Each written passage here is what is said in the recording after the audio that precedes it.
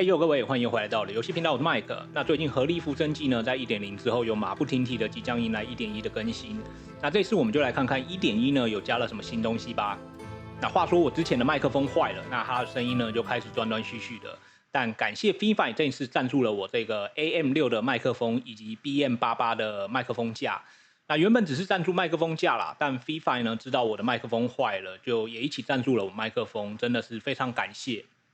那因为我之前的麦克风呢没有麦克风架，所以我的麦克风呢都只能放在离我有点距离的地方讲话，而每次录音时呢，碍于桌面大小，那麦克风呢就只能很克难的拿到滑鼠前面来录音，所以录音呢跟玩游戏就很难兼备。所以其实呢，我一直希望有个悬吊式的麦克风架，而这次悬吊式的支架呢，也因为我家里比较特别的构造，可以看到我刚好旁边有个书架，那木板呢刚好可以拿来夹东西。所以我这次选择的是 BM88 的麦克风架，那它的构造比较特别的是，它是横向的悬吊支架，跟一般的不太一样。那这边我放一下它官方的尺寸规格呢，给各位参考一下，如果有人有兴趣的话。那接着是 FIFA AM6 的这个麦克风，那这个算是意外的惊喜啦。那再次感谢 FIFA 的赞助。那这个麦克风呢，让我还蛮讶异的是，它竟然有得到红点设计大赏。那刚开箱的时候呢，就觉得这支麦克风它的造型很讨喜，很符合年轻人或者是电竞主播的风格。而且重点是呢，它的设定上简单明了，就是无需组装或者是安装什么工具软体，随插即用。那它的麦克风的设定呢，基本上都设在麦克风上了啦。那拿出来呢，我觉得只要设定一次后，基本上就不会再去调了。那目前各位听到的声音呢，都是由 AM6 录制的。那声音的部分，我觉得就比较主观啦，我就不多说了。我觉得只要能听得清楚呢，我觉得就很好了。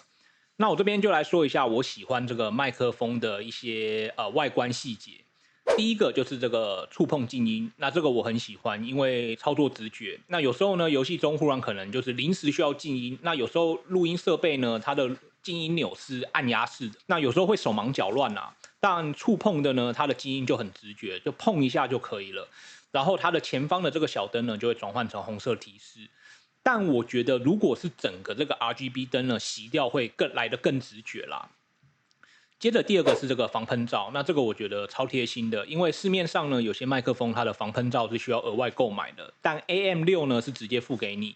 那它的重点是它的这个造型还很可爱讨喜，上方还有个可爱的笑脸，就如我之前所说的啦，就很符合年轻人或者是电竞主播的风格。而且防喷罩呢，它也是可以自由拆卸的，所以如果不喜欢的话呢，也可以拿掉。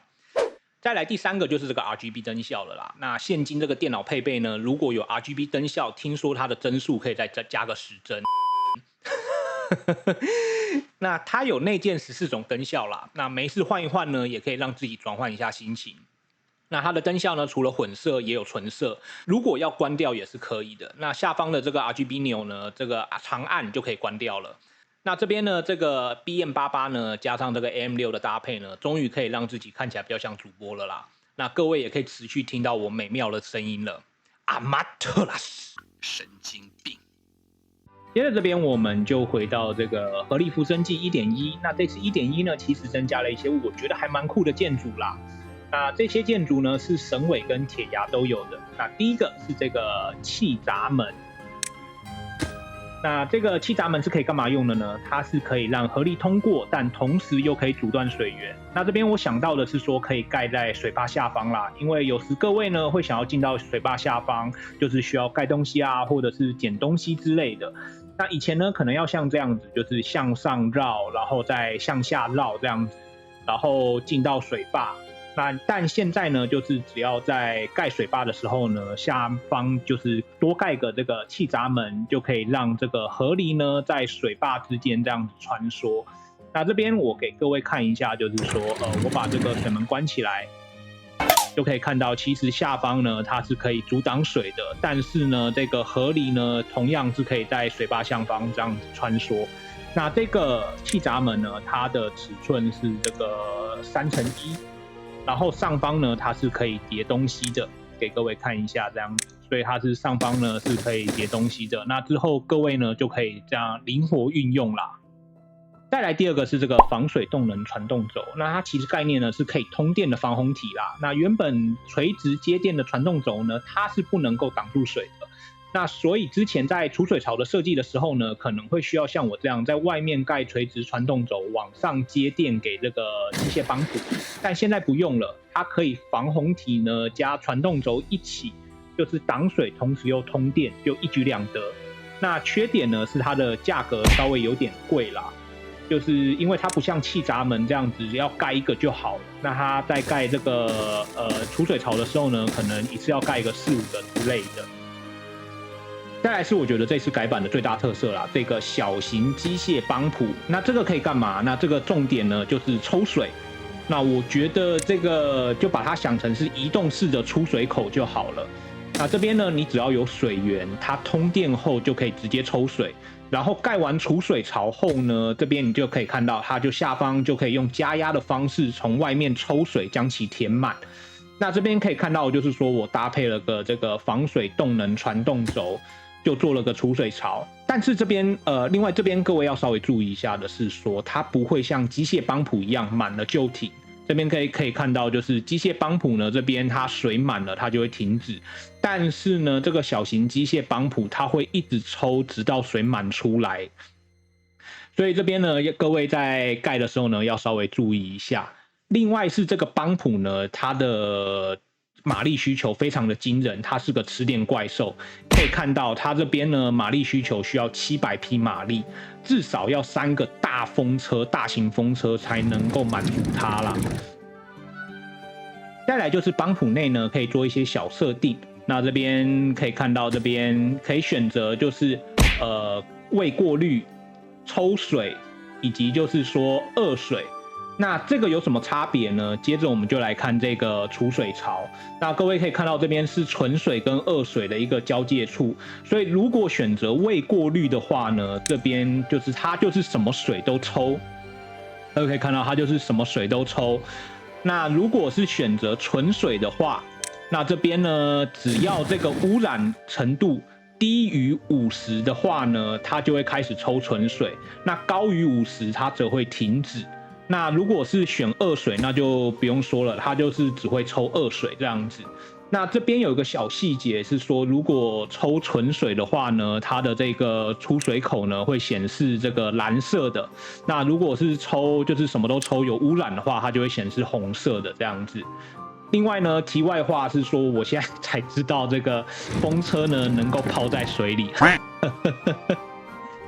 接着是这个多肉植物，那这个新植物呢还蛮特别的，那之后可以在地图上随机看到这种植物啦。那它算是树木类的，那可以看到这边在树木中呢，可以看到这个多肉植物。那所以要采摘它呢，要用这个伐木工旗帜。那然后之后呢，也可以用这个林木所来种植。那这个植物有个特性是说，它跟其他的植物相反，它只能种在干旱的土地上，而它所提供的呢不是植物，而是这个水，就蛮特别的啦。不过呢，它的这个生长时间呢相当的长，要50天才能够长成一滴水。不过呢，这在于一些可能水源比较匮乏或者是缺水的高地上呢，也可以就是种植此植物来有效利用土地啦。另外，这个多肉植物呢，同样会被这个土地污染给影响。可以看到这边呢，这个如果有土地污染的话，它就没有办法种植。最后呢，就是这个幸福度跟纪念碑的增加了啦。那省委呢，它的娱乐设施就多了这个圆顶花园以及这个桑拿。那圆顶花园呢，它是需要水，而桑拿呢，则是需要木头。而纪念碑则是多了这个丰饶大厅啦。那这边呢，可以看到就是算是美化城市的一个建筑吧。然后它的中间呢，还可以就是做道路穿越，就是相当的漂亮。而铁崖呢，则是多了这个泥坑舞池以及这个按摩器，那有点可爱啦。然后纪念碑呢，则是多了这个进步拱门。那同样也可以盖道路从中间穿越，蛮壮观的。那可以当做美化城市的装饰品啦。那这边建筑讲完了，那我们接着就讲一些其他的部分，就是管理居住地这边呢，就是多了这个货物及居民的即时资讯，这个统计资料。那可能比较专业的玩家呢，就可以没事来这边看一看，就是随时监视城市的状况啦。还有这个继电器呢，现在在这个雨的选项呢下方可以就是连接8个自动化的建筑，所以你这边选择雨之后呢，就可以一直无限的，也没有无限啦，就是可以加到8项这个自动化建筑。那这边以上就是这次《河狸浮生记》1.1更新的消息啦。那这边我们就下次见喽，拜拜。